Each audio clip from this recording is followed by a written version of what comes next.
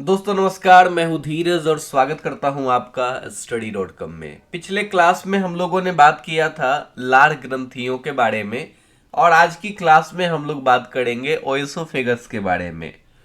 ये चल रहा है क्लास 10th का साइंस और अभी तक आपने अगर पीछे के 2 वीडियोस नहीं देखे हैं तो उनको देख लीजिए पहले और साथ ही साथ नोट्स बनाते चलिए ताकि आपके लिए ज़्यादा बेहतर हो सके, आप बाद में रिवाइज कर सकें। ठीक है ना। सारे के सारे बोर्ड्स का सिलेबस सेम ही है, तो कोई भी बोर्ड है अगर आप तो पढ़ सकते हैं, इसमें कोई डाउट नहीं है जी। और स्टडी विथ धीरज ये मेरा टेलीग्राम चैनल है जहां पे आप ज्वाइन कर सकते हैं, स्टडी विथ धीरज। ठीक है, चलिए बात करते हैं। खाना जब दांत उसको छोटे छोटे टुकड़ों में बांट देता है और जब उस खाने को उसमें लार मिल जाता है, मतलब वो मुलायम हो जाता है, तो उसके बाद वो आगे बढ़ता है और आगे बढ़ करके वो कहाँ जाता है, वो जाता है फूड पाइप में, मतलब कि एसोफेगस में, या इसी को एसोफेगस भी बोलते हैं, ग्रास नली में जाता है। ठीक है ना।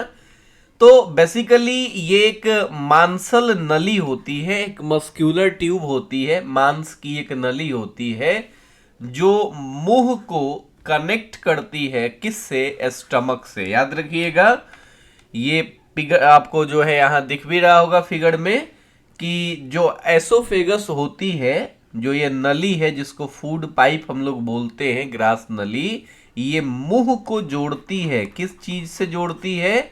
ये उसको जोड़ती है जी स्टमक से, मतलब कि पेट से। अब इसके काम क्या है? इसका काम बस यही है कि भोजन को मुंह से लेके आमाशय तक पहुंचा देना, यही बेसिकली काम है। इसमें कोई एंजाइम नहीं होता है, तो ये पाचन वगैरह इसमें नहीं होता है। ठीक है ना। कोई एंजाइम नहीं होता, कोई पाचन यहाँ नहीं होता, ये बस भोजन को धीरे धीरे आगे सरकाती है। और ये जिस क्रिया के द्वारा उसको आगे सरकाती है उस क्रिया को बोलते हैं पेरिस्टालसिस। याद रखिएगा, उस क्रिया को बोलते हैं पेरिस्टालसिस। इसको हिंदी में बोलते हैं जी क्रमाकुंचन, हिंदी में बोलते हैं क्रमाकुंचन की क्रिया। तो यही वो क्रिया है, पेरिस्टालसिस की क्रिया, जिसके थ्रू भोजन यहाँ आगे बढ़ता है। लंबाई लगभग 25 सेंटीमीटर होती है और ये नली जो है ये सर्कुलर और लॉन्गिट्यूडनल होती है। ठीक है ना। इतना पर्याप्त है इसके बारे में जानना। बस याद रखिएगा, क्रमाकुंचन की क्रिया के थ्रू यहाँ भोजन आगे बढ़ता है। आगे बढ़ते हैं। अब भोजन वहां से बढ़ेगा तो कहां पहुंचेगा? तो भोजन पहुंच जाएगा, देखिए कहां पे, अमाशय में। ये हम लोगों का अमाशय है। ये जे शेप्ड होता है, ऐसे ऐसे करके इस तरीके की शेपिंग जो है इसकी होती है, इस तरीके से कुछ, तो ऐसे अमाशय होता है, जे शेप्ड होता है। तो अमाशय बेसिकली जे शेप्ड होता है और ये भी एक मांसल अंगी है, एक मस्क्यूलर ऑर्गन ही है। ये एसोफेगस से भोजन को ग्रहण करता है और यहां से भोजन जो है छोटी आंत में जाता है। तो मतलब ये दोनों के बीच में है, ये नली आती है और यहाँ पे जो है आपका वो अमाशय है जो क्या करता है, भोजन को ग्रहण करता है और यहाँ से प्रक्रिया होके फिर भोजन जाती है कहाँ पे, फिर जाती है भोजन छोटी आंत में। ठीक है ना। बात क्लियर है। अब भोजन यहाँ पे अस्थायी रूप से कुछ देर के लिए रहता है, मतलब बेसिकली 3-4 घंटे भोजन यहाँ रहता है, आप ऐसा कह सकते हैं। और यहाँ पे अमाशय में भोजन का पाचन होता है, लेकिन हाँ पूरा पूरा पाचन नहीं होता, उसका आंशिक पाचन होता है, पार्शियल डाइजेशन होता है यहाँ पे। ठीक है ना। अमाशय जो है वो शरीर के बाएं ऊपरी भाग में होता है। ठीक है ना। याद रखिएगा, अपने शरीर में देखिए बायां साइड और बायां साइड में थोड़ा सा ऊपर, वहीं पे होता है आपका अमाशय। ठीक है ना।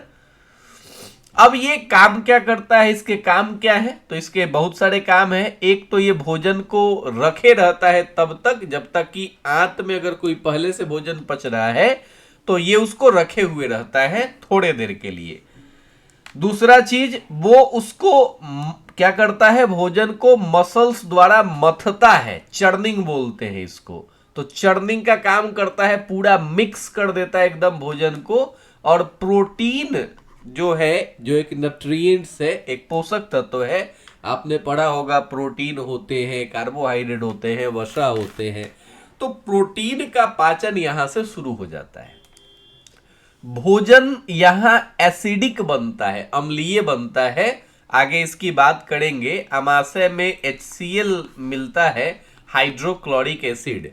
ये एक एसिड है, एक अम्ल है, और यही क्या करता है, भोजन को अम्लीय बनाता है। और उसमें जितने भी बैक्टीरिया होंगे, जितने भी छोटे छोटे जीव होंगे जो हम लोगों के शरीर को नष्ट करते हैं, ये क्या करता है, ये उनको मार देता है। ठीक है ना, कौन, HCl। तो रोगाणु यहीं पे नष्ट होते हैं। कहां पे नष्ट होते हैं, अमाशय में। क्यों नष्ट होते हैं, अब ये डिटेल में हम लोग बात करेंगे। अमाशय जो होता है, बेसिकली इसके 3 भाग होते हैं, 3 पार्ट होते हैं।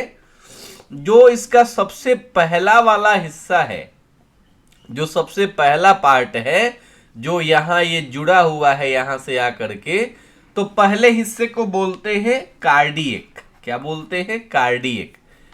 दूसरे हिस्से को बोलते हैं फंडस, और तीसरे को बोलते हैं पाइलोरिक। तो कार्डियक, फंडिक और पाइलोरिक, ये 3 हिस्से होते हैं, याद रखिएगा। कार्डियक, ये बेसिकली इसका काम इतना ही है कि ये एसोफेगस से भोजन यहां आ जाए, तो ये इतना ही काम करता है कार्डियक। ये भोजन बस ला देता है यहां पे। और जो फंडस होता है, ये क्या करता है, या जो फंडिक उसी को बोलते हैं, कुछ कुछ जगहों पे लिखा हुआ होता है। तो ये क्या होता है, ये जो उभड़ा हुआ भाग है, जो उठा हुआ हिस्सा है, इसको बोलते हैं फंडिक या फंडस। ठीक है ना। ये क्या करता है, ये वहां पे गैस जमा हो सकती है, इस तरीके की व्यवस्था यहां पे होती है। और साथ ही साथ अमाशय में ही आपको क्या मिलेगा, HCl मिलेगा। इसकी स्पेशल से चर्चा अगले स्लाइड में हम लोग करेंगे। और यहीं पे एक हिस्सा होता है पाइलोरिक, ये छोटी आंत से जुड़ा हुआ होता है। पाचन की प्रक्रिया जब हो जाती है, यहाँ जितनी होनी होती है, पूरी नहीं होती है, पूरी प्रक्रिया जाके खत्म होगी छोटी आंत में। तो जितनी पाचन की प्रक्रिया होनी होती है, जब यहाँ हो जाती है, तो फिर यहाँ से पाइलोरिक जो इसका हिस्सा है, यहां से आगे बढ़ के भोजन चला जाता है कहां पे, स्मॉल इंटेस्टाइन में, मतलब कि छोटी आंत में। तो पाइलोरिक क्या करता है, ये बेसिकली भोजन को कंट्रोल करता है यहां से बाहर जाने में। और मेनली जो यहाँ काम होता है, वो सब कुछ फंडिक में ही होता है या फंडस में ही होता है। अब अमाशय में बात करते हैं क्या क्या होता है भाई। तो यहाँ पे सबसे पहली चीज कि यहाँ HCl प्रेजेंट होता है। HCl आपको पता है, HCl जो है इसका pH मान लगभग 1.51 के करीब में होता है। ठीक है ना, 2 तो बहुत मैक्सिमम हो गया। तो नॉर्मली जो है 1 के करीब में क्या होता है, इसका pH मान होता है, किसका, HCl का। और आपको भी पता है किसी पदार्थ का pH अगर 7 से कम हो तो वो क्या होता है, वो एसिडिक होता है, मतलब कि अम्लीय होता है। और अगर 7 से ज्यादा हो तो वो क्षारीय होता है, मतलब वो बेस होता है। और अगर 7 हो तो न्यूट्रल होता है। तो यहाँ HCl मिलता है, ये एक एसिडिक चीज है, और ये भोजन को क्या करता है, ये एसिडिक बनाता है। ठीक है ना। और उसमें जितने भी बैक्टीरिया हैं, जितने भी रोगाणु हैं, उन सब को मारने का काम करता है। कौन कौन मारता है उन सबको भाई, एसिडिक। ये मतलब कि HCl जो एसिड है, यही उसको क्या करता है, मारता है।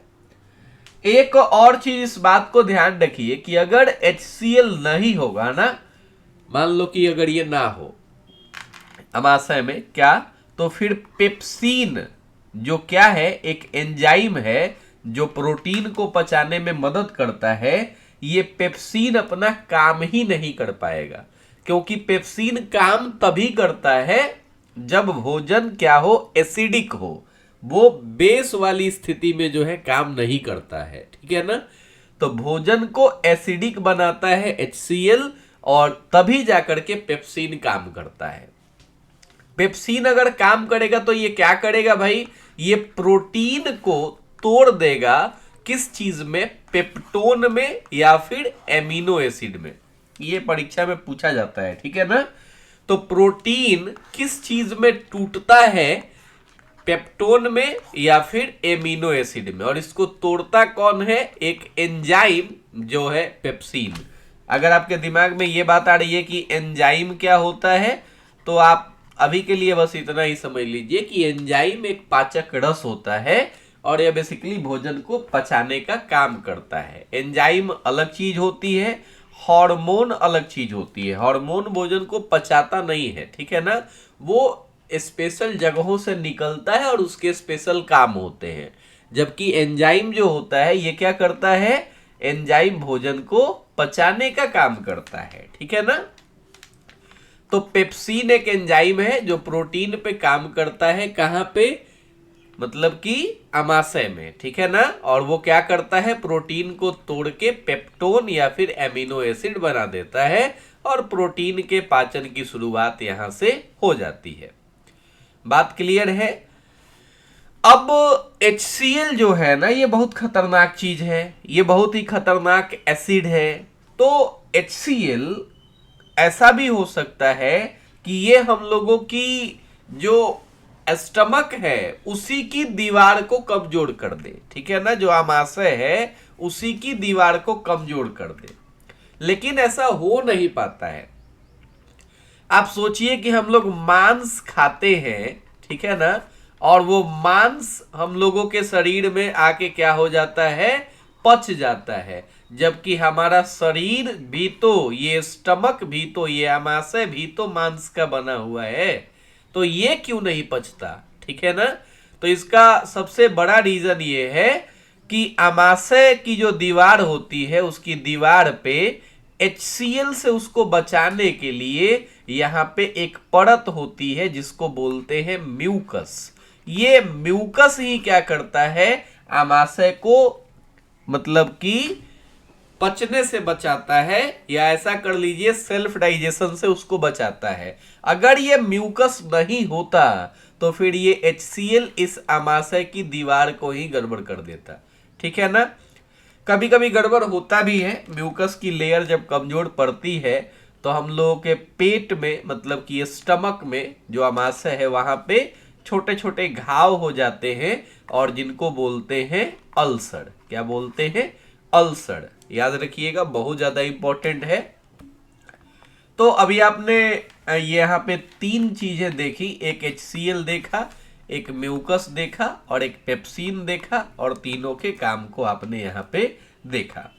जो छोटे छोटे बच्चे होते हैं, जो इन्फेंट्स होते हैं, उनमें जो है, चूंकि वो तो बच्चे दूध ही पीते हैं और दूध मेनली यहाँ पे मिलने वाला क्या है, यहाँ पे प्रोटीन ही मिलने वाला है। और प्रोटीन जो है इसको पचाता कौन है, इसको पचाता है पेप्सिन। लेकिन छोटे बच्चों में ईश्वर जो है उनको एक अलग से एक एंजाइम देते हैं जिसका नाम है रेनिन। रेनिन भी क्या करता है, ये भी दूध को पचाने में मदद करता है, मतलब प्रोटीन को पचाने में मदद करता है रेनिन। तो याद रखिएगा, रेनिन और पेप्सिन ये दोनों के दोनों वो एंजाइम हैं जो प्रोटीन को पचाते हैं। अंतर क्या है कि जो पेप्सिन है ये हम लोगों में मिलता है, लेकिन रेनिन सिर्फ और सिर्फ छोटे बच्चों में मिलता है, ये बड़े लोगों में नहीं मिलता। ठीक है जी, बात क्लियर है। तो आमाशय में अभी तक हम लोगों ने पाचन की बात कर ली। क्या क्या होता है यहाँ पे, भोजन को पहले मथा जाता है आमाशय की दीवार द्वारा, उसके बाद HCl वहां की बैक्टीरिया को मारता है, एसिडिक बनाता है, और फिर यहाँ पे प्रोटीन का पाचन होता है। ठीक है ना, बात क्लियर है। एसिडिक माध्यम जब होता है तो वहां पे कार्बोहाइड्रेट का डाइजेशन नहीं हो पाता है, ये भी बात आप याद रखिएगा। अब आमाशय में जब भोजन आधा पचा हुआ होता है तो फिर उस भोजन को बोलते हैं काइम। ये बहुत इंपॉर्टेंट क्वेश्चन है। हिंदी देखो, बायोलॉजी की सबसे बड़ी क्वालिटी ये है, या जो भी आप कहिए, इसमें अंग्रेजी हिंदी दोनों एक ही है, तो आप यहाँ अंग्रेजी को ही लेके चलना पड़ता है। आप यहाँ कोई उपाय नहीं है, कायम को कायम ही पढ़ते हैं। तो भोजन जो है जब गाढ़े अर्ध तरल पदार्थ के रूप में बदल जाता है अमाशय में, ठीक है ना, तो फिर उसको क्या बोलते हैं, उसको बोलते हैं काइम। ये याद रखिएगा, काइम का मतलब क्या होता है, आधा पचा हुआ भोजन। यहाँ 2-3 बीमारियां भी हैं, उनकी भी चर्चा कर लेते हैं।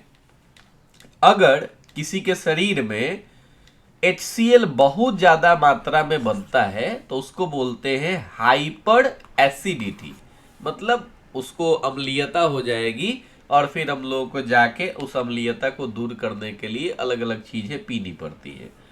अगर HCl कम बनेगा तो फिर समझ लीजिए कि आपको खाना ठीक से पचेगा नहीं, आपको इनडाइजेशन हो जाएगा।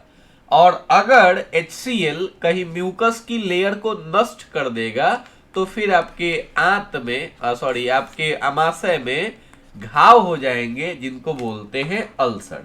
तो ये 3 चीजें आपने अगर समझ ली है तो अब हम लोग स्मॉल इंटेस्टाइन के ऊपर अगले क्लास में बात करेंगे, क्योंकि वीडियो बहुत लंबा होता जा रहा है। ठीक है, तब तक के लिए धन्यवाद। आज के लिए इतना ही।